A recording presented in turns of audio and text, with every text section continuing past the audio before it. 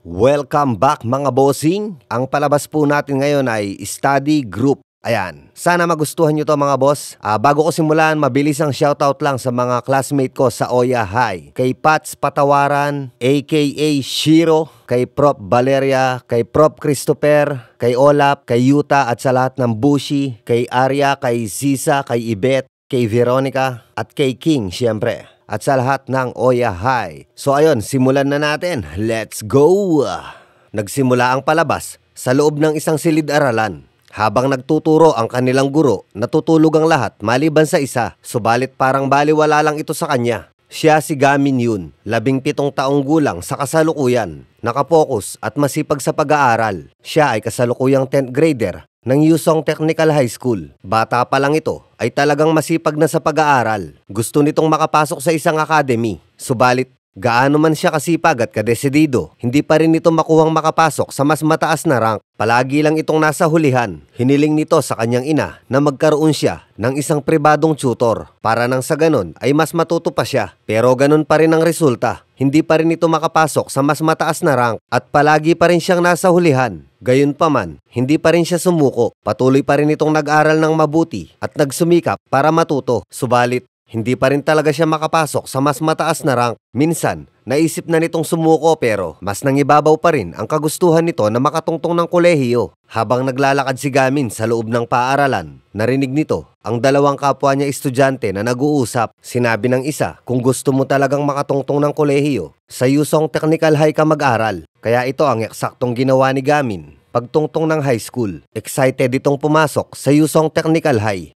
Subalit, pagpasok nito sa classroom, ito kagad ang bumungad sa kanya. Hindi kasi narinig ni Gamin ang isinagot ng bata sa kasama niya. Sinabi nito, mas mabuti pang mamatay na lang ako kesa pumasok sa Yusong. Ang Yusong Technical High ay kilala bilang nakakatakot na eskwelahan dahil na rin ito sa maraming delinkwenteng estudyante. Kahit sa high school ay talagang hindi pa rin tumaas ang rank ni Gamin. Sumunod na araw, pinagmamasdan ni Gamin ang mga kaklase nito dahil hinahanap niya kung sino ang mukhang may interes sa pag-aaral hanggang sa makakita siya ng isa. Siya si Seyun. Nilapitan niya ito para kausapin. Sinabi nito, gusto mo bang mag-aral kasama ko? Bago pa man ito makasagot, sinipa siya ng isa pang estudyante. Siya ang rank 173 pagdating sa power ranking at si Seyun naman ang rank 170. Ang eskwelahan na to ay may dalawang uri ng ranking. Ranking para sa grado at ranking para sa kung sino ang pinakamalakas. Kaya nilalabanan ngayon ni 173 si 170 para makuha nito ang pwesto. At tuwang-tuwa ang mga delinkwenteng ito sa tuwing may naglalaban. Subalit ayaw lumaban ni Seyun. Sinabi ng isa sa mga delinkwente, Hoy, number 170, kung hindi ka lalaban ng maayos, i-report ka namin sa disciplinary department. Walang nagawa si Seyun kung hindi ang lumaban na lang kahit labag ito sa kanyang kalooban. Subalit, natalo si Seyun dahil wala naman talaga itong karanasan pagdating sa pakikipaglaban. Dahil dito, si number 173 ang papalit sa kanyang pwesto. Habang tinitignan nila ang bagong ranking, biglang dumating ang disciplinary chief at sinabi nito, kanina pa tumunog ang bell, magsiupo na kayo mga bastardo. Tinutulungan ni Gamin si Seyun, subalit parang ayaw nito. Gayunpaman, nagpatuloy pa rin sa pagtulong si Gamin. Ipinakilala ng disciplinary chief ang kanilang bagong magiging guro dahil nakalib ang dati nilang guro. Siya si Lee Han Kyung. Sinabi nito, ako muna ang in-charge sa 10th grade class 4. Ikinagagalak kong makita kayo. Nagulat si Gamin nang marinig niya ang pangalan nito. Naalala niya na si Miss Lee Han, ang kanyang dating tutor. Sinabi nito sa kanya noon na matututo siya balang araw dahil meron siyang talento. Tapos ay nag-check na ng attendance si Miss Lihan nang tawagin nito si Shin Yung. Sinabi ng isa sa mga estudyante na lumabas siya para manigarilyo. Talaga ba? Absent siya kung ganon. Sagot naman ni Miss Lihan. Nang tawagin nito ang isa pang estudyante ay biglang may umutot. Kaya nagtawanan ng lahat. Dahil dito, nagalit ang isa nilang kaklase. Sinabi nito, natutulog ako. Ba't ba napakaingay nyo? Sino ang siraulong umutot? Nagtaas ng kamay ang isa nilang kaklase. Tapos ay nilapitan siya nito. Siya si Lee Yeon Woo. Sinampal nito ng 2 beses ang kaklase niyang umutot. Sinabi ni Miss Lihan, ano yung ginagawa mo? Tumigil si Lee Hyun dahil sa bago nilang guro at sinabi nito, palalagpasin kita dahil sa kanya. Nang pabalik na ito sa kanyang upuan, sinabi ng isa sa mga estudyante, siraulo ka ba? Bakit mo na lang basta tinapon ng aking kape? Siraulo ba ka mo? Tanong naman ni Lee Hyun. Oo, siraulo ka. Sagot naman nito. At ito ang nangyari. Even when you feel low, you can still go. Even when you feel slow, you can still go. Even when there's no hope, you can still go. I never answer to no, man, I still go. Go, go, go, go, go, go, go. Kinabahan si Miss Lihan kaya gumawa ito ng ingay para mapansin. Tapos ay kinakabahan na sinabi nito, bumalik na kayo sa inyong mga upuan. Kaagad namang sumunod si Leon at sinabi nito, hindi nyo ba siya narinig? Baka sa mukha ni Miss Lihan ang galit. Subalit, nginingitian lang siya ni Leon. Tapos ay muli itong natulog. Walang magawa si Gamin para kay Miss Lihan. Nang magtatapon ito ng basura, nagulat ito sa maraming upos ng sigarilyo at nakita rin nito ang maraming estudyante na naninigarilyo malapit sa mga basurahan. Tapos ay tinawag siya ni Gamin. Subalit, hindi niya na ito nakikilala. Sino ka na nga ulit? Tanong ni Miss Lihan. Ikinuwento ni Gamin kay Miss Lihan na siya ang dati niyang tutor. Sinabi ni Miss Lihan, ang laki mo na ha, halos hindi kita makilala. Nagtataka ka siguro kung bakit bigla na lang akong tumigil sa pagtuturo noon nang walang paalam. Kahit wala naman akong ibang trabaho. Oo, medyo, sagot naman ni Gamin. Sinabi ni Miss Lihan, pasensya na, may mga bagay lang kasi akong inasikaso noon. Okay lang yon, sagot naman ni Gamin. Dagdag pa nito, mananatili ka ba sa pagtuturo dito sa Yusang Technical High? Oo, sagot naman ni Miss Lihan. Yung dati kasing guro dito, wala pang isang buwan, nag-quit na kagad. Sinabi ni Miss Lihan, ngayon ang unang araw ko. Nakakahiya naman siguro kung aalis na kagad ako sa unang araw ko pa lang. Kumusta na nga pala ang pag-aaral mo? Tanong nito kay Gamin. Okay naman, may binabalak akong gawin, sagot naman nito. Minamatsagan ni Gamin si Seon at sinusundan niya ito saan man ito magpunta. Tapos ay nakita niya itong pumasok sa isang silidaklatan. Sinundan niya ito at natuwa si Gamin nang makita niya na may ganitong klaseng lugar sa kanilang paaralan. Subalit, nagpunta dito si Seon para matulog at hindi para mag-aral. Tapos ay inalok niya ng candy si Seon dahil nagbabaka sakali ito na maging magkaibigan sila. Subalit, hindi ito pinansin ni Seon at iniiwasan siya nito. Gayunpaman, sadyang makulit si Gamin at patuloy itong nagpaparinig na sana ay may makasama ito sa pag-aaral. Naiinis na si Seon dahil naaabala ito sa kanyang pagtulog. Gayunpaman, nagpatuloy pa rin sa pag-aaral si Gamin. Hindi nakatiis si Seon at sinabi nito na, okay sige na, tuturuan na kita. Tinuruan ni Seon si Gamin. Subalit, medyo hirap itong makasunod. Sa kabilang banda naman, ipinakiusap ni Miss Lihan sa Vice Principal na tanggalin ang mga basurahan na ginawang smoking area ng mga estudyante. Sinabi ng Vice Principal, sa palagay mo ba sapat na yon? Titigil ba silang manigarilyo kung tatanggalin natin ang mga basurahan? Kung ako nga mismo, 40 taon ko nang hindi matigil ang paninigarilyo. Dagdag pa nito, maliban sa pagtanggal sa mga basurahan, hindi mo dapat pinangungunahan ang mga nakatataas sa'yo. Humingi ng pasensya si Miss Lihan. Sinabi ng Vice Principal, hindi mo kailangan humingi ng pasensya. Tanggalin mo ang mga basurahan kung yun ang gusto mo. Sa kabilang banda naman, tinanong ni Seon kay Gamin kung bakit gusto nitong maging mahusay sa pag-aaral. Gusto ko lang matuto. Ganun ka rin, hindi ba? Sagot naman ni Gamin. Sinabi ni Seon, ako? Hindi nagsisinungaling ka. Sagot naman ni Gamin. Paano mo naman nasabing nagsisinungaling ako? Tanong naman ni Seon. Sinabi ni Gamin, dahil sa pananamit mo at may kalyo ang daliri mo, dahil sa pagsusulat at higit sa lahat, ang mga mata mo, alam kong gusto mong mag-aral ng mabuti. Gusto ko sanang bumuo tayo ng study group. Nagulat si Seon sa sinabi ni Gamin. Anong sabi mo? Study group? Nahihibang ka na ba? Sa tingin mo ba, papayagan tayo ni Pihan? Sino si Pihan? Tanong naman ni Gamin. Tapos ay ipinakita ni Seon ang isang application sa cellphone. Ginawa niya ang app na ito para sa ranking power. Ano naman yan? Tanong naman ni Gamin. Ang ibig mong sabihin, pati ito, hindi mo alam? Hindi din, sagot naman ni Gamin. Ginawa niya ang ranking app na ito para mahumaling ang mga estudyante sa power ranking. Si Pihan ay isa ding estudyante, mahusay sa pakikipaglaban at walang awa. Anak siya ng isa sa mga leader ng pinakakinakatakutang mafia sa lugar na to. Kaya ganun kalakas ang impluensya niya sa paaralan. Ano naman ang kinalaman niyan sa pag-aaral natin? Tanong naman ni Gamin. Sinabi ni Seon, ang ibig kong ipabatid sa'yo, imposibleng mag-aral ng mabuti sa paaralan na to. Si Seon ay nasa rank 2 pagdating sa pag-aaral. Muli siyang inaya ni Gamin para bumuo ng study group. Dagdag pa nito, mag-aral tayo ng magkasama at tumungtong ng kolehiyo sa hinaharap. Hindi ito'y kinatuwa ni Seon at sinabi nito, umalis ka na sa harap ko. Sinabi ko na sa'yo, hindi ako mag-aaral. Itigil mo na yan dahil wala kang alam kung ano ang meron sa eskwelahan na to. Huwag mo nang subukan ulit na ayain akong mag-aral. Tapos ay umalis na ito. Bakas sa mukha ni Seon na gusto nito ang mga inaalok ni Gamin. Subalit, may mga bagay na humahad lang sa kanyang mga kagustuhan. Isa na dito, ang patakaran sa Yusang Technical High. Pagkatapos nito sa kabilang bahagi ng paaralan, nakakuha ng award si Pihan at iginawa dito ng Vice Principal. Habang naghihilamos si Seyon sa isang CR, nagalit ito dahil nasagi siya ng isang lalaki sa pag-aakala na sinusundan siya ni Gamin. Subalit, si Leon pala ang nakasagi sa kanya. Mabilis na nagpaliwanag si Seyon, pero huli na ang lahat, dinala siya nito sa ibang bahagi ng paaralan at sinabi nito na, "Hinahamon mo ba ako?" Takot na takot si Seyon at humingi ito ng pasensya.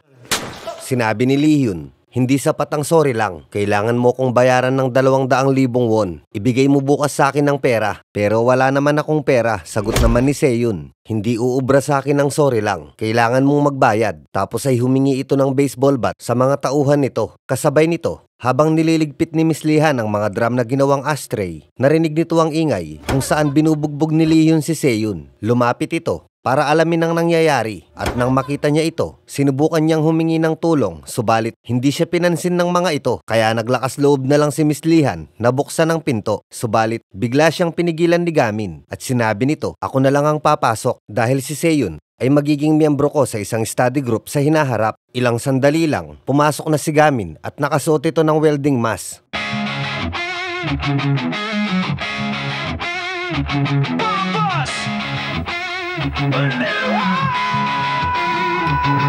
Bring the fight to the screen, no pause.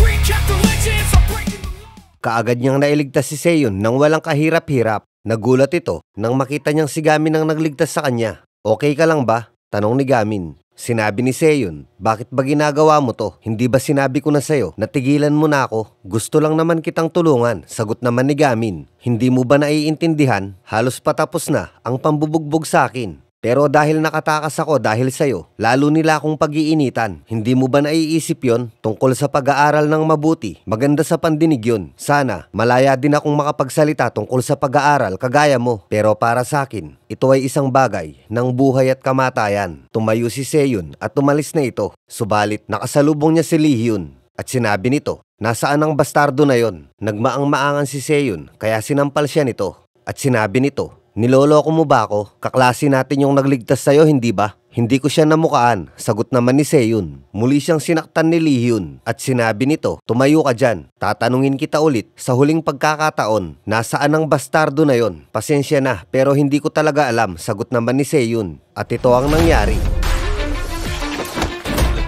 Madaling pinabagsak ni Gamin si Leon. "Okay ka lang ba?" tanong nito kay Leon. Subalit, nawalan nito ng malay. Paglapit nito kay Seyon, sinabi nito, "Huwag ka nang mag-alala sa kahit na anong bagay. Sumali ka sa study group ko." Kagaya ng dati, tinanggihan pa rin siya ni Seyon. "Bakit naman?" tanong naman ni Gamin. Sinabi ni Seyon, "Sabihin mo sa akin ang totoo. Wala ka ring tiwala sa sarili mo. Huwag ka nang magmaang-maangan. Kaya ka nagsuot ng maskara dahil natatakot ka na baka ikaw ang pag-initan nila." Tapos ay umalis na ito. Naging malakas si Gamin dahil araw-araw itong nag-iinsayo. Nang makauwi si Seyon, sinabi ng kanyang ama na, "Kailangan mong maging mahusay sa pagwe-welding dahil wala namang kwenta ang pangarap mong makapagtapos ng kolehiyo." Dagdag pa nito, "Alam mo bang ang pinakabata naming trabahador ay nakapagtapos din ng kolehiyo?" Ang ibig sabihin ng kanyang ama, kahit makapagtapos siya ng kolehiyo, ay ganun pa rin ang bagsak niya sa huli. Sa buhay, kailangan mong maging mahusay para itrato ka ng tama. "Alam mo ba yon?" sinabi ni Seyon. "Maaari po bang tumigil na kayo? Hindi na ako mag-aaral at hindi na rin ako papasok ng kolehiyo at yun ang dahilan kaya nasa Yusang Technical High ako." Ang ibig sabihin ni Seyon ay wala rin siyang mararating kagaya ng kanyang ama. Kaya naman nagalit ito dahil sa Yusang Technical High din ito nag-aral. Kasabay nito, nakatitig lang si Gamin sa isang notebook at naalala nito ng unang beses na marinig niya ang tungkol sa study group. Kaya pagpasok nito sa eskwelahan, sinubukan nitong sumali sa iba't ibang study group para matuto. Subalit, walang sino man sa kanila ang tumanggap sa kanya at nakatanggap pa ito ng mga panlalait. Umiiyak si Gamin dahil masama ang loob nito. Sinabi ng kanyang ina, "Okay lang naman kahit hindi ka ganun kahusay sa pag-aaral." Kahit palaging panghuli si Gamin at hindi ganun kahusay sa pag-aaral, ay suportado pa rin siya ng kanyang ina. Hindi mahalaga sa kanya ang mataas na grado. Kinabukasan sa eskwelahan, muling nakita ni Miss Lihan ang mga estudyante na naninigarilyo sa mga basurahan. Natuwa si Miss Lihan nang makita niya na dumating ang disciplinary chief para bawalan ng mga estudyante. Subalit, ginawa lang pala niya ito dahil may paparating na school inspector. at inutusan niya si Miss Lihan para itabi ang mga drum. Walang nagawa si Miss Lihan kung hindi ang sumunod na lang. Tapos ay dumating ang isang estudyante para tulungan siya. Siya si Park Gonyop. Nagpasalamat si Miss Lihan at nagpakilala naman si Gonyop.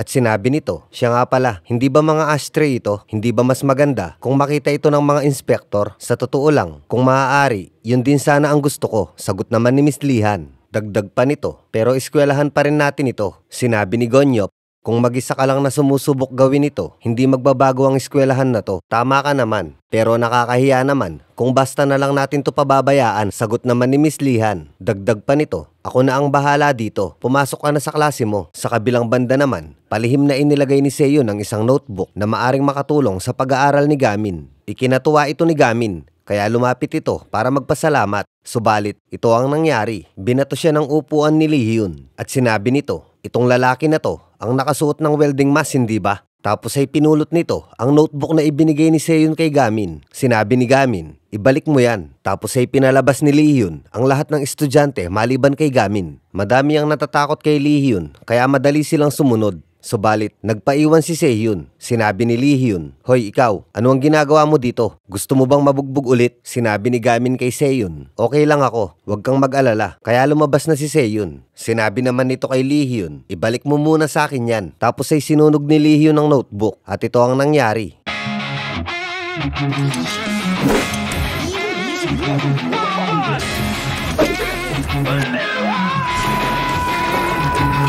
Bring the fight to the screen, no pause. Recap the legends, I'm breaking the laws. Close in the city, high and low cause you know the name. From the streets to the game, war stories collide. Tag along voice with that power worldwide. Legends of the screen, I bring them alive. I know the sound survives.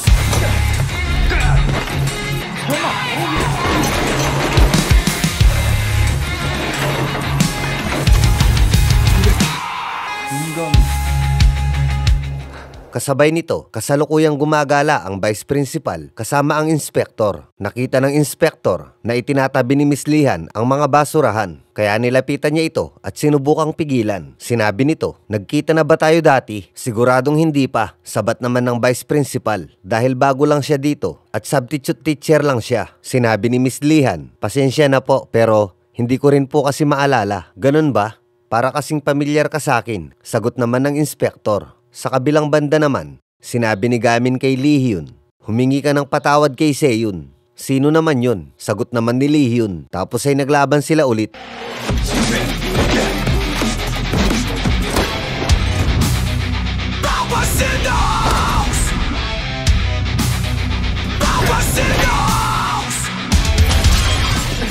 Nagulat sina Miss Lihan sa nangyari, kaya nagmadali itong pumasok sa loob ng gusali.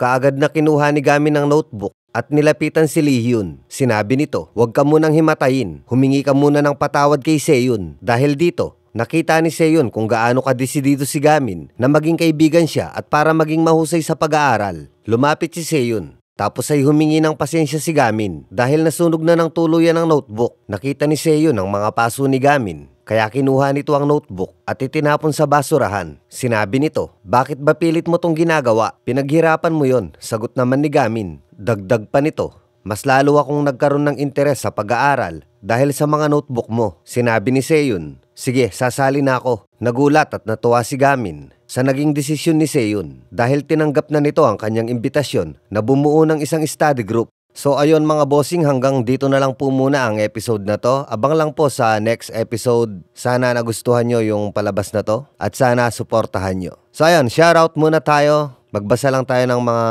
iilang pa shoutout dyan sa comment section. Special shoutout po muna sa dalawa kong members, kay Ted Christian Oliver Bautista at kay Amancio Fan TV. Ayan, big shoutout po sa inyong dalawa mga bossing. At ngayon, shoutout muna sa iba. Magbasa lang muna tayo sa comment section. Shoutout po kay Clint Lumbao, kay Alex Binalayo. Shoutout din po kay K9.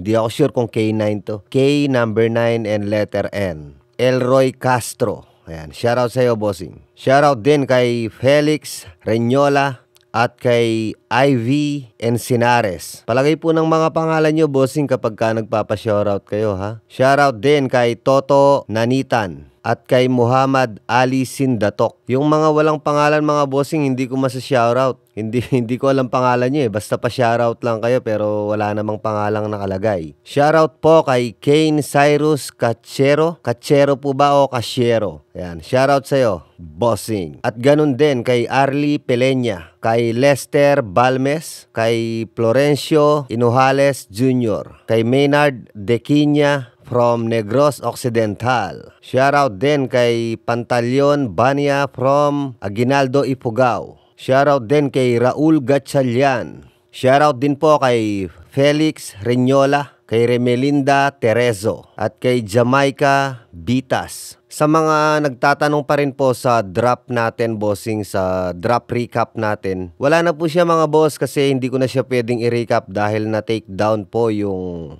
lahat ng video natin dun. Ang arte ng production. Wala tayong magagawa. Decision nila yon. Tungkol naman po sa nagtatanong ng Tokyo Revengers, wala pa rin pong balita sa live action pero sa anime po may upcoming season po yan. Ayun, dito na muna ako sa Balbas Malakas magbabasa kasi nga po yung mga latest videos natin sa Balbas in the House is na take down, so wala akong mababasang comment doon. Eto, dito tayo sa Balbas Malakas magbabasa. Shoutout po kay Orlando Navarro Jr., kay Red N. Axel Anikdaw. Pa-shoutout next upload mo kasi doon sa isang account naghihintay ako doon, now pala may new hindi new account to, bossing, nandun pa rin yung channel na yon, hindi yun mawawala. Tuloy lang upload natin doon. Medyo naging busy lang po talaga lately, sobra. Shoutout po kay Matthew. 1 year na ako nagpapanood sa'yo. Ayan, maraming salamat, Boss Matthew. Hindi ko alam kung Matthew pangalan mo, ha? Nabasa ko lang Matthew 159. I'm not sure kung Bible verse ito or kung pangalan mo yan. Pero shoutout pa rin sa'yo. Shoutout po kay Milgab Jobita or Hubita from Mindanao. Shoutout din kay Maricel Sisbas. Ayan, palagi ko na nakikita tong pangalan na to. Kay Valerie Perseveranda. Ayan, shoutout sa'yo, madam. At kay Nikki. Shoutout din kay Angelica Lee Maglasyon. At kay MJ Responte, kay Anwar Kandato. Yan yung handle mo, boss, pero yung pangalan mo hindi ko alam. Shoutout din kay William Pasqua Senior. At kay Maiko Angelo Chia. Shoutout din kay 5 Mark Chi. Tama ba yung basa ko? From Zamboanga, Sibugay. Shoutout po kay Chrissy Nata Garces from Marcinas. Ano to? Ukay? Uki? Hi. Ewan, di ko alam basahin. UKHY. Ano basa nyo dyan, guys? So, ayun. Yun na lang muna, mga boss. Dahil nga wala tayong mabasahan dun sa Balbas in the House, dito na lang ako nagbasa sa Balbas Malakas. Sana suportahan nyo tong palabas na to. Hanggang dito na lang muna at tatrabahuhin ko na yung bali part 2 or episode 2. Bye-bye. Thank you very much, guys.